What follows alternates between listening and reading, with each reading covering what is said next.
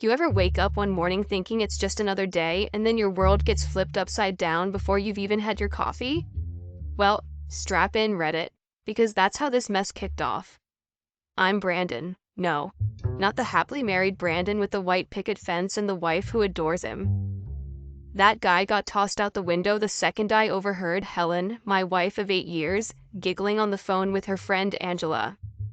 Now, Angela's this high-powered marketing exec, always dressed to kill, and with a laugh that could curdle milk. She's the type that considers marriage a game and fidelity a suggestion. I never liked her. But Helen? She practically worshipped the ground Angela strutted on. So, there I was, passing by Helen's home office door on my way to the kitchen, and I catch this snippet of their conversation. Brandon doesn't have to know, it's just a bit of fun. You deserve more than his tired, old-fashioned view of marriage.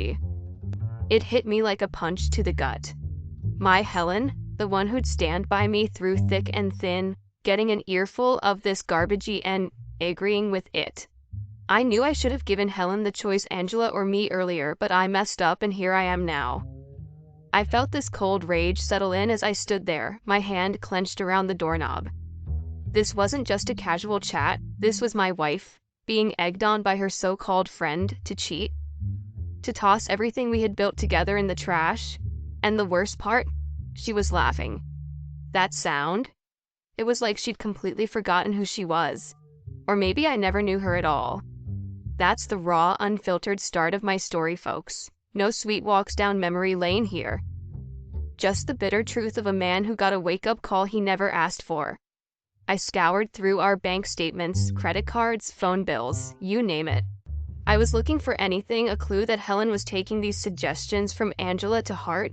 But here's the kicker, folks. There was nothing. Nada. Zilch. Our bank statements were as mundane as they come. Groceries. A charge for a new blender because I broke ours trying to make margaritas, the usual. Phone bills.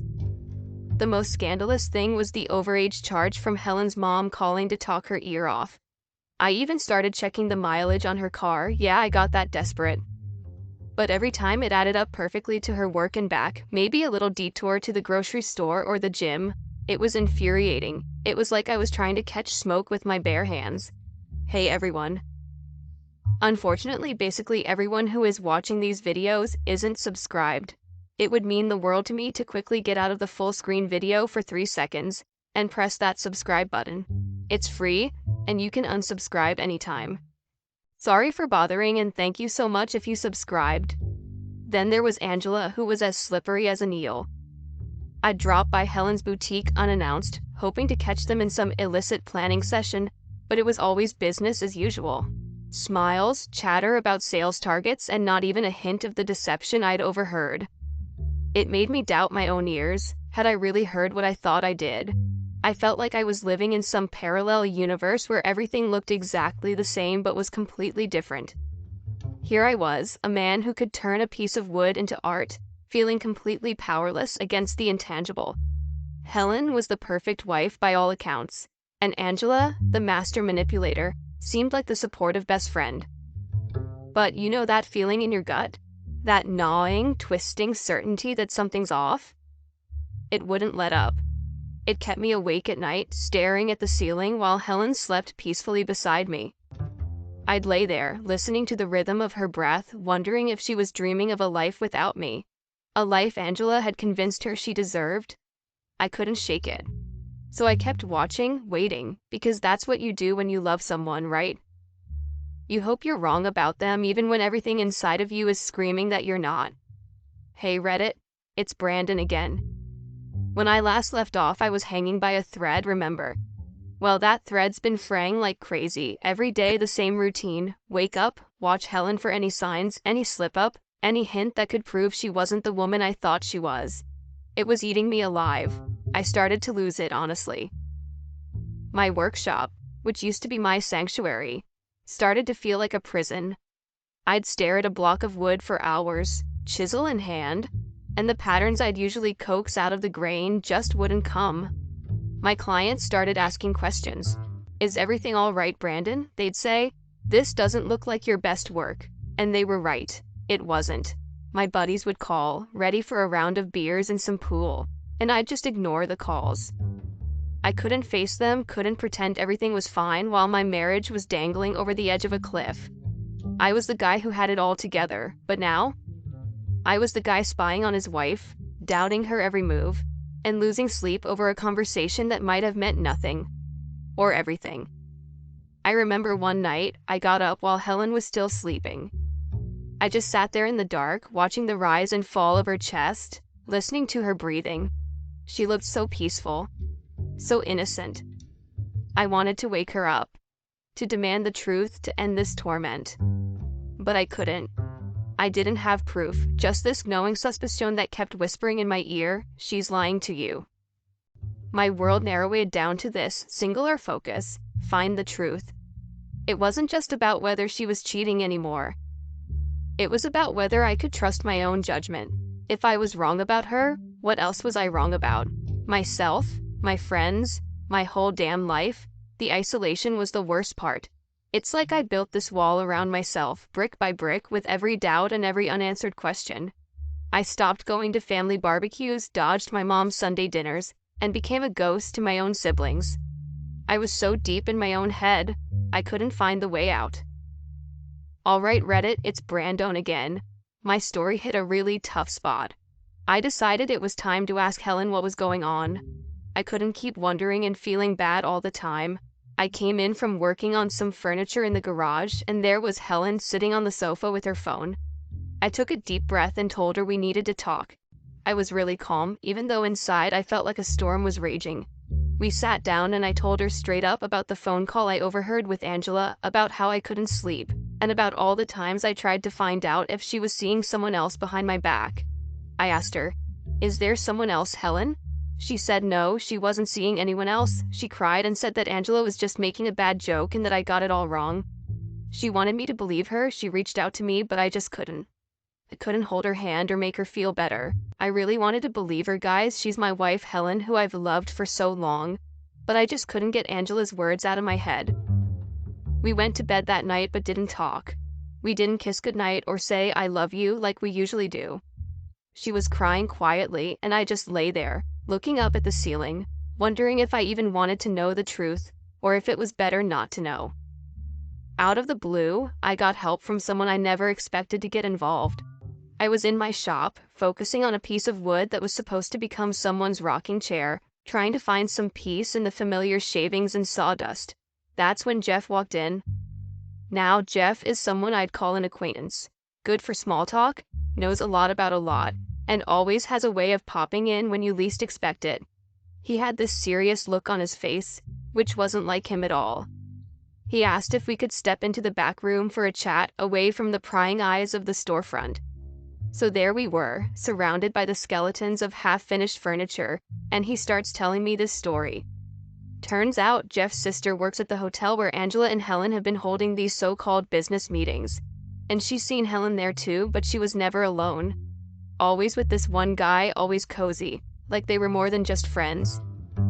Jeff said his sister kept it to herself because she didn't want to cause any trouble without being sure of what was happening.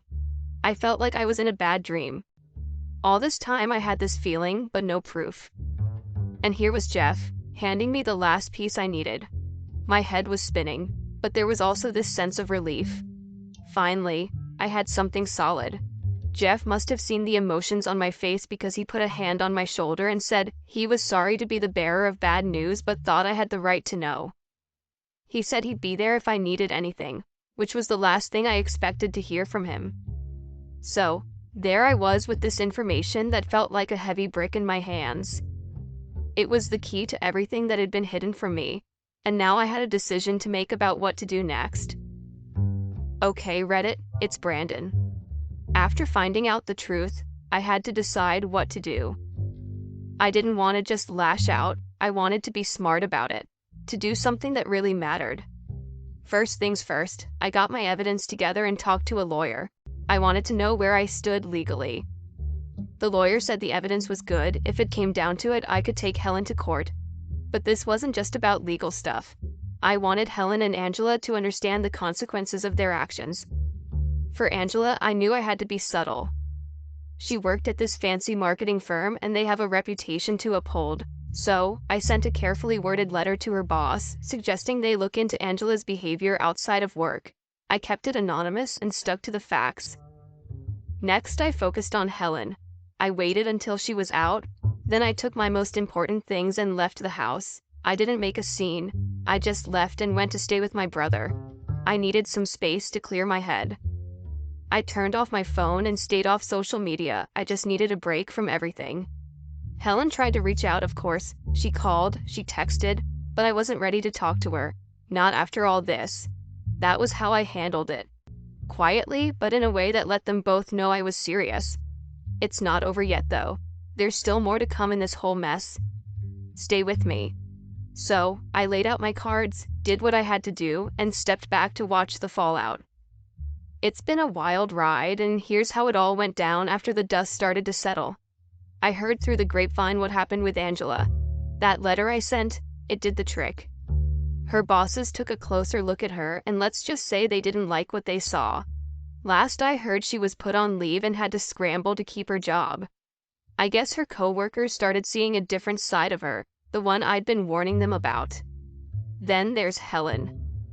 After I left that evidence on the kitchen table and moved out, things for her got real.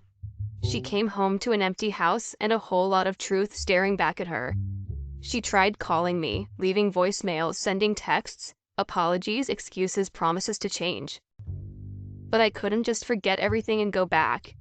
Too much had happened.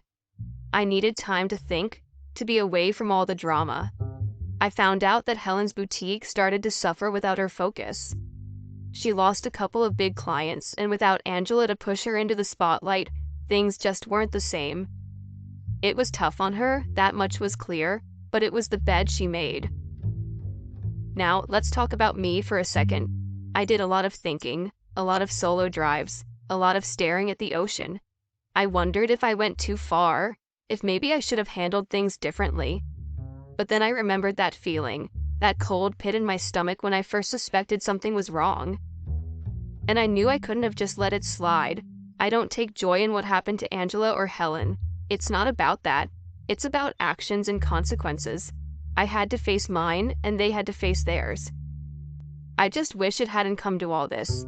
So, here I am, working in my shop again, finding peace in the grains of wood, in the smell of sawdust. I'm picking up the pieces, but it's a slow process. Every day's a little better, a little clearer. I'm starting to feel like myself again, but there's still a ways to go. That's the Aftermath Reddit. It's messy, it's sad, but it's real. This whole saga, it's taught me a lot about trust, about forgiveness, and about moving on. Thanks everyone for listening. It would mean the world to me if you would subscribe to the channel. Thanks and have a great rest of your day or night.